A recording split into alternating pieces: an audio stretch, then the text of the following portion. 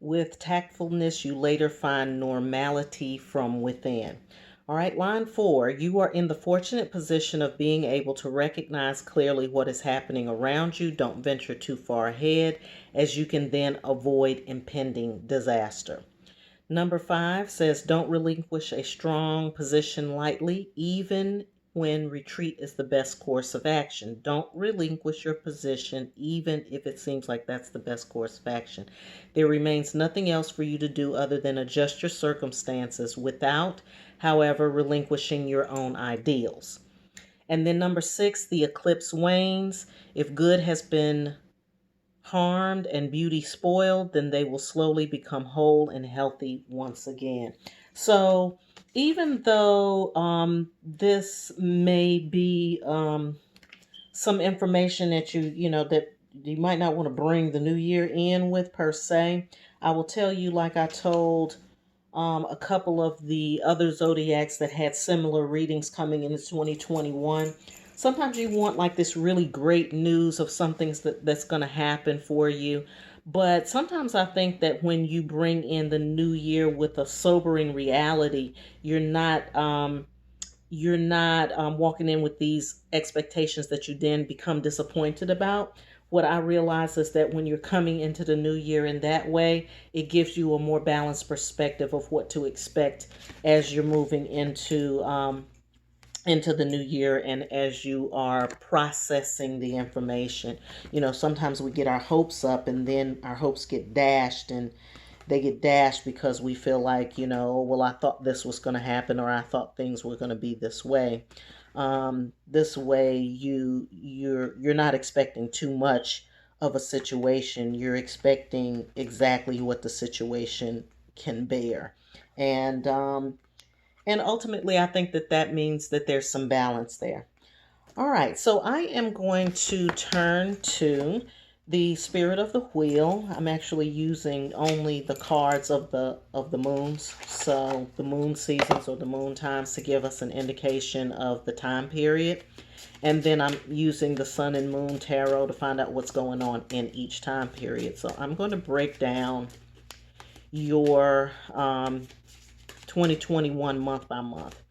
So we're looking at January, February, and March for Libra. January, February, and March. Just need to know what's going on in January, what's going on in February, and what's going on in March, so that we'll know how to lead and guide Libra through 2021, considering what's going on with the I-Ching message. All right, so we've got some decisions to be made, and this is happening during the rest and cleansing moon, which is from January into February, starting latter part of January into February. So this is a time for you to get still, to kind of shield yourself from that aspect of yourself that could be swayed by opinion, and look inwardly toward what is the best recourse and what's the best position to take for yourself. This does happen, like I said, during the rest and cleansing moon. So this is a time when you're setting boundaries, when you're expressing what you need, want, desire, and you're also looking at balancing. So twos always bring in the energy of having to balance something. In this case, the balance comes from making a decision. All right, and then in February, we have the Hierophant. The Hierophant is learning lessons. Deeper spiritual lessons usually is what the Hierophant represents. I see you stilling yourself, calming yourself, putting yourself in a grounded position, allowing the messages to come through to you from a wisdom source, remaining humble. I see all of that in the card, and this has to do with building your leadership skills, yourself, and your self-discipline as well. So that's coming in during the big winds moon. Now, during the budding trees moon, which is March into April, we've got some new information coming through. I'm feeling is something that is going to help align you. It's also something of a healing nature. You want to pay attention around the time of the moon particularly if the moon is in Taurus. You'll want to pay attention to that as well. So this time period is about processing. It's about goal setting. And in order to set proper goals for yourself, you have to be clear about what your intentions are. So I'm seeing clarifying intentions for you in the third month of the year. All right, moving right along to the fourth, the fifth, and the sixth month of the year, or April, May, and June.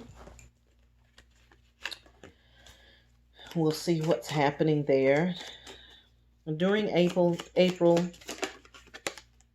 we've got the Ten of Pentacles here. This is showing you and some partnerships. It could be a partner, it could be a relationship partner, but it also could be any kind of partnering.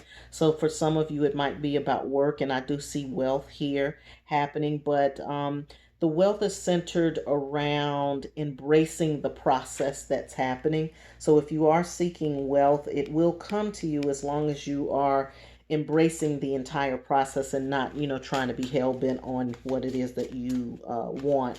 It is calling for cooperation between yourself and another during that time.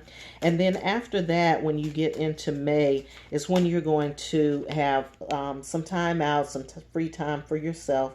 This is for you to rejuvenate and enjoy yourself. So May is a good time to make that happen. The spring is coming, the trees are budding, the things are happening for you. And so that would be a time for you to kind of let loose and enjoy yourself. Plan a vacation around that time would be good. All right, so after that, in the 6th month, it seems like you're experiencing some disappointment around that time. So as far looking at the year ahead, that's going to be the month that's probably going to be the most difficult for you. And it's probably facing some realities or some truths about yourself, or it could be other people's truths, other people's opinions about you may be getting you down. Here is what I'm seeing. It does speak to a social environment. It also could relate to something of a creative nature that's causing this, but I am seeing the disappointment happening there, and you're feeling like kind of low, or kind of like, maybe the efforts that you're making aren't taking root.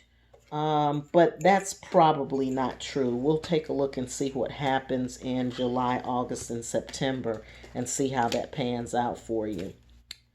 So it looks like you're in pretty good shape. Yes, there's some decision making time. Yes, you need to take some time to really hear from your spiritual elders, or your spirit guides, or spirit entities in the top part of the year. So if you can't get through a whole year without there being some kind of disappointment, I guess, you know what I'm saying? So we've got 2 sevens. We got the 7 of Swords first in June, and then in July we have the 7 of Cups. So on the one hand, we're looking at, to me, sevens are kind of spiritual numbers. So I think in this one in June, you're going to have to get in touch with your thought processes and whatever it is that might be not aligning itself with your spirit and what it is that you need to do. And then in July, they're bringing in some, this is about, to me, it is about life lessons. It is about maintaining your courage, but I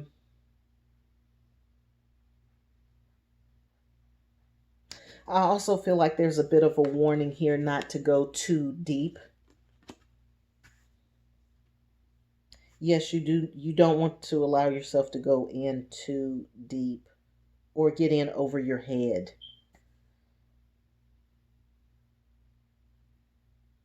So I feel like what this is saying to me is that whatever is coming in July, just make sure you can handle it, because I feel like it's something that you could end up getting in over your head, like out of an effort to try to get through the eclipse of light. You just don't want to get caught up in something that is not really the thing that you want to do. So in the harvest moon time, which is between August and September, we have some releasing that needs to happen there. I feel like it's in relationship to the Seven of Swords and also the Seven of Cups here, this June into July energy. And I am going to get some clarification on that June, July energy because it doesn't feel clear to me yet what that might be. All right, so I'm going to go to September, October during the Duck's Fly Moon, and then I'm going to go back to get some clarity about the Seven of Swords and the Seven of Cups.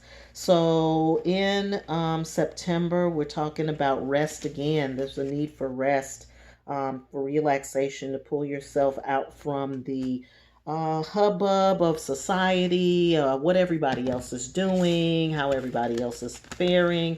It's time for you to get some rest. Much needed rest. So I usually like the way these things turn out because you can really see when you do a year ahead, you can really see how the energy is working. It's like you got to make some decisions and you got to consult with the spirits, and then you got to come to a certain truth. There's things you got to let go of. You also need to take time out for yourself to enjoy yourself. So it really gives you a great perspective on that. So I had asked about the Seven of Swords and the Seven of Cups, and what I got was the Princess of Pentacles. So there's a message here about grounding yourself during this time. The message is definitely about grounding yourself and grounding yourself so that you can actually hear, see, sense, and feel. Okay? Because you're coming out of this time in June where you're disappointed and you don't know what's going on, and then July you're going to have to I still feel like something is,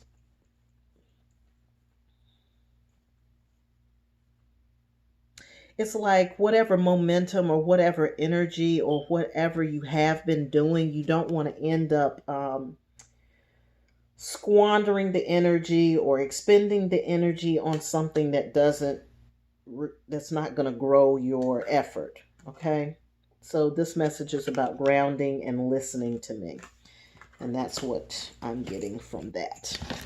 All right, moving right along, we're going into October, November, December. During the freeze up moon, we're seeing some things open up for you. We got the Empress card, which means that this is a time when you want to definitely be connecting to your power source and understanding that whatever is going on, you can receive that blessing from the universe. Then in November, we've got the Magician here, which means you're able to work the energy and work the magic. And then in December, there are new thoughts. There's a new opportunity, I think, that's on the horizon toward the end of the year. So if I take all of these messages together and, read them as an entire unit, what I'm going to say is that there isn't we talked about the eclipse of light with the I-Ching. It could be that you're headed in a certain direction and now all of a sudden things don't seem like they're headed in that direction anymore. But what I'm seeing is that toward the end of the year, it's coming back toward you, whatever it is that you thought you were going to be doing at the beginning of the year. Um, the the energy and the fervor that you came into it with, you realize that maybe that's not it, but that it is coming. It's just going to come toward the end of the year. So it's just about being patient, Libra, through the process of 2021. It's like holding on to your sense of resolve. I think that's really what they're saying here. Hold on to it. To the best of your ability. I'm seeing June and July as being a period of heavy spiritual lessons. You'll be thinking about how your thoughts are producing and creating what's happening, and then you're also looking at how you may be um, overusing your energy. That's what I feel like this is. It's like you're overusing your energy or you're overexpending yourself or overextending yourself. And it seems like it's one of those things where it seems like a great idea to do so.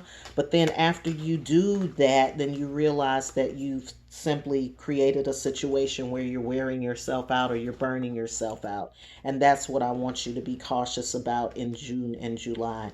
So some good information for you, Libra. I hope that this has been helpful to you. By all means, if you feel like you need to get a deeper dive or have a deeper dive or take a deeper dive, you can reach out to me. I'm at Kerri, Kerri, at wooingnature.life. As always, I hope you have a great day and I hope you're having a wonderful January, a great 2021, and I hope you're having a fabulous life.